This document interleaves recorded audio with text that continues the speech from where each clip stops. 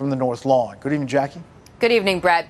A White House official tells Fox the chairman of the Joint Chiefs will be meeting with his counterparts from Germany, the UK, France, Finland, and Italy this week to talk about the military's role in security guarantees. Secretary of State Marco Rubio is also involved. Officials here wasting no time to get that second Putin meeting on the books. At the White House, officials are piecing together the package of security guarantees that Zelensky will need to build support at home for any land concessions made in a peace deal. They're going to come up with options and present them to the president. And they'll give him a risk gradient, low risk to high risk, most impactful, less impactful. He'll pick from that menu after, I am sure, he will talk to the allied leaders as well. Although the plan isn't fully in place, American boots on the ground as peacekeepers have been ruled out. Past this Trump administration, it won't be American boots on the ground defending that border. Well, you have my assurance. You're not president. President Trump says Europe is willing and the U.S. can support. When it comes to security, they're willing to put people on the ground. We're willing to help them with things, especially probably if you talk about by air, because nobody has the kind of stuff we have.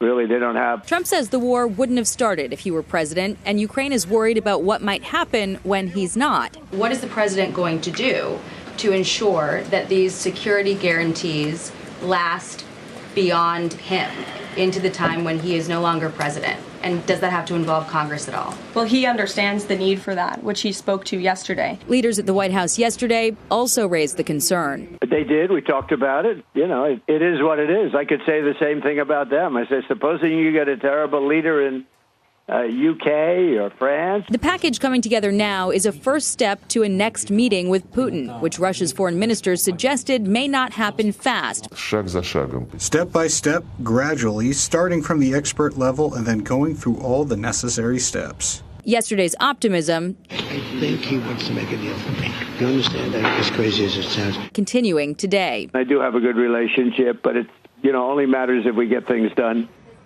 Politico reports Secret Service agents are scouting Budapest for a possible Putin meeting location. The White House won't confirm, but we do know that Putin favored Budapest for the Trump-Putin summit. It might be a sensitive place for Ukraine. They gave up their nuclear weapons there in 1994 for a deal that Russia violated, and U.S. and U.K. security assurances failed, Brett. Jackie, President Trump also has his eye on another project tonight, revamping the Smithsonian's. What do we know about that? Yeah, the president described the museums as the last remaining segment of woke, saying that Washington's Smithsonian's focus on, quote, how horrible our country is, how bad slavery was, how unaccomplished the downtrodden have been. Nothing about success, nothing about brightness, nothing about the future. The White House has instructed these museums to replace any exhibits that are divisive or ideologically driven with unifying, historically accurate content. Brett. Okay, we'll follow that. Jackie Heinrich live in the North Lawn. Jackie, thank you. The NATO chiefs of defense reaffirmed support for Ukraine in a virtual meeting Wednesday in Brussels that included all 32 allied military leaders and featured the first briefing in this format, led by U.S. General Alexis Grinkowicz, the new Supreme Allied Commander Europe SACEUR. U.S. Joint Chiefs of Staff Chairman General Dan Kane attended the meeting virtually, along with Grinkowicz, who also leads U.S. European Command, U.S. officials confirmed to Fox News on Tuesday. NATO officials said in a statement that the candid discussion centered on what security guarantees the alliance might provide Ukraine as part of a potential peace agreement to end Russia's 3-year war. Colm Martin O'Donnell, spokesperson for Supreme Headquarters Allied Powers Europe, wrote on X that the Supreme Allied Commander was honored to brief the Chiefs of Defense, his first in such a format. As he has said before, these are consequential times. NATO has faced important times before, and these have only made our alliance stronger. As we work through these important issues, we will all stay informed, engaged, and united in the defense of the Euro-Atlantic region, and with NATO's ongoing support to Ukraine as progress towards peace continues, he added. The chair of NATO's military committee also praised the discussions, writing on X that it was a great, candid discussion among NATO chiefs of defense and an excellent update on the security environment from our new Seir, his first with us.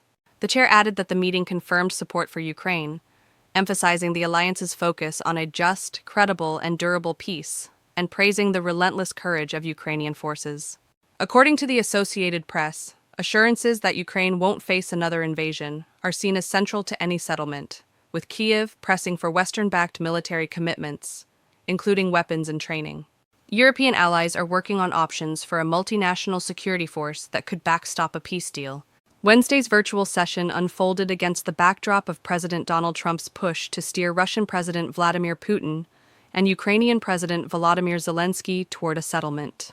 Trump met with Putin last Friday in Alaska and hosted Zelensky and European leaders at the White House on Monday. The reaffirmations come a day after Kane convened a smaller meeting in Washington with defense chiefs from Germany, the UK, France, Finland, and Italy to prepare for Wednesday's broader NATO discussions. Russian Foreign Minister Sergei Lavrov criticized NATO discussions on Ukraine's security conducted without Moscow's involvement, warning that this will not work, and vowing Russia would ensure its legitimate interests firmly and harshly, RIA Novosti reported, according to AP.